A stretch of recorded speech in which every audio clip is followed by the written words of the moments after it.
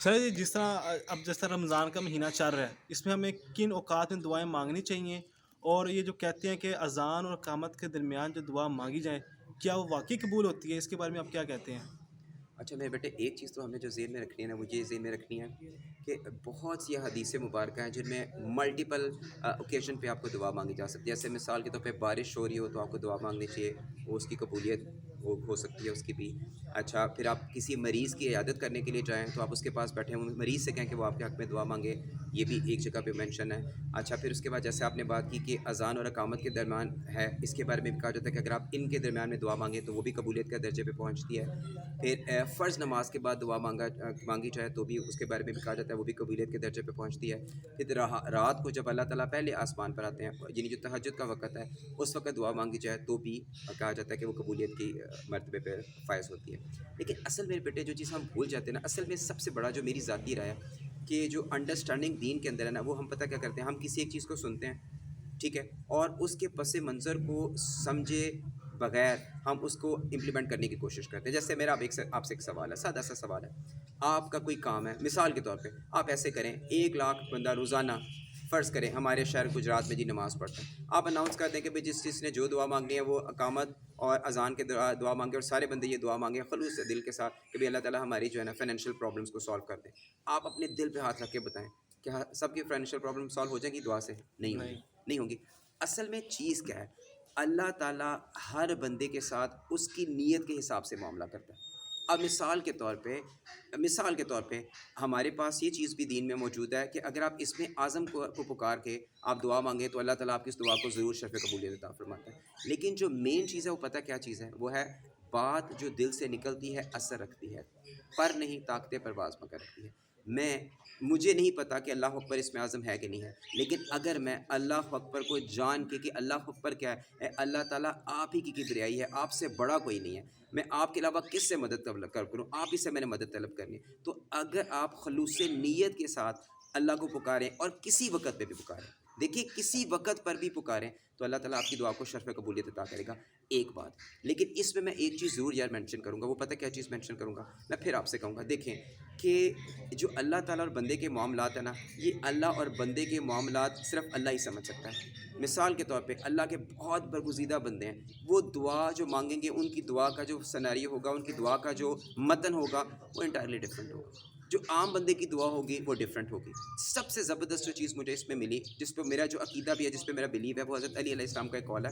وہ کہتے ہیں کہ جب رات کو تہجد کے وقت آپ اللہ تعالیٰ سے دعا مانگتے ہیں تو ایسا ہو ہی نہیں سکتا کہ اللہ تعالیٰ کی ذات آپ کو کچھ نہ کچھ عطا نہ کرے. دیکھیں یہ پوائنٹ سمجھنا سب سے زیادہ ضروری ہے دعا کے حساب سے.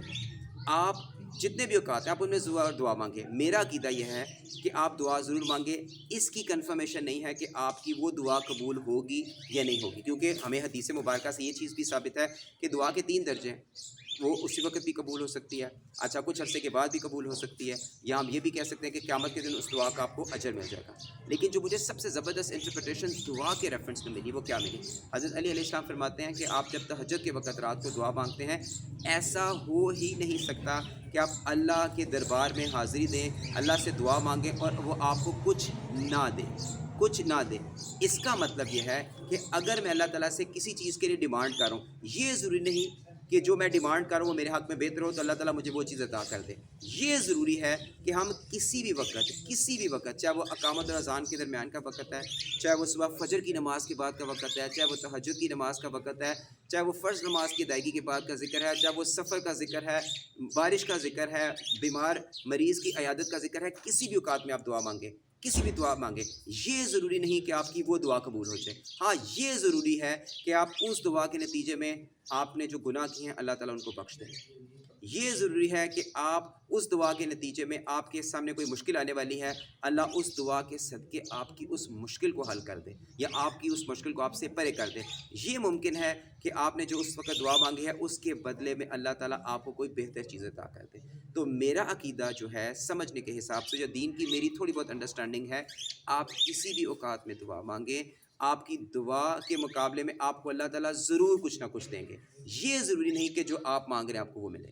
اور یہ ہو سکتا ہے کہ جو آپ مانگ رہے ہیں وہ پھر آپ کو بعد میں کبھی زندگی کسی موڑ پہ مل جائے یا اس کی جزا آپ کو قیامت کے دن مل جائے. لیکن اس چیز پر میرا حق یقین ہے کہ آپ کوئی بھی دعا مانگیں گے، کوئی بھی دعا مانگیں گے، کسی بھی پہر میں مانگیں گے، کسی بھی پہر میں مانگیں گے، اس دعا کے نتیجے میں کیا کیا کچھ ہو سکتا ہے. آپ کی کوئی پریشانی آپ سے دور ہو سکتی ہے، آپ نے جو کچھ گناہ کیے ہیں وہ گناہ دھل سکتے ہیں اس کے نتیجے میں، یا اللہ تعالیٰ آپ کو اس دعا کے نتیجے میں آپ کو کچھ ایسی چیز عطا کر دے گا کہ جو آپ کے گمان میں بھی نہیں تھی، جو آپ سمجھتے بھی نہیں تھی کہ آپ کو اللہ سے مل سکتی ہے، اور جو حقیقتاً آپ کے حق میں بہتر ہوگی. تو یہ میرے خیال ہے دعا کے حساب سے. اللہ تعالیٰ ہمیں نیت کے ساتھ، اور سب سے بڑی بات ہے اللہ کو اللہ مان کے آپ پکاریں.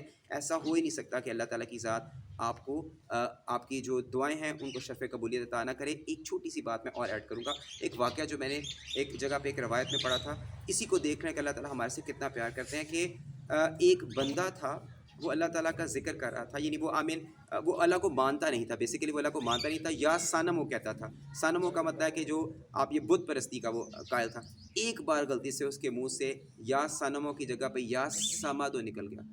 تو اللہ تعالیٰ نے اپنے فرشتوں کو کہا کہ اس کو بتاؤ کہ میں حاضر ہوں، کہ میں اس کی دعا کو قبول کرنے کے لیے تیار ہوں. تو بتانے کا مقصد صرف یہ ہے کہ اللہ تعالیٰ کی ذات تو اتنی غفور رحیم ہے، اتنی یعنی آپ یہ کہہ لیں کہ ہمارے گناہوں پر پردہ ڈالنے والی ہے. اس سے مانگتے رہنا چاہیے، اور اوقات سے ہٹ کر بھی اصل چیز اپنے دل سے اللہ کو پکاریں. تو ایسا ہو ہی نہیں سکتا کہ اللہ تعالیٰ آپ کی دعا کو شرف قبولیت عطا نہ فرمائے. اور جو چیز اللہ سے مانگنے والی ہے، سب سے اہم ترین چیز جو اللہ سے مانگنے والی ہے، آپ اللہ سے ہدایت مانگیں، آپ اللہ سے ایمان مانگیں، ایمان پر استقامت مانگیں. وما علینا الا البلاغ المبین. جزاک اللہ خیر.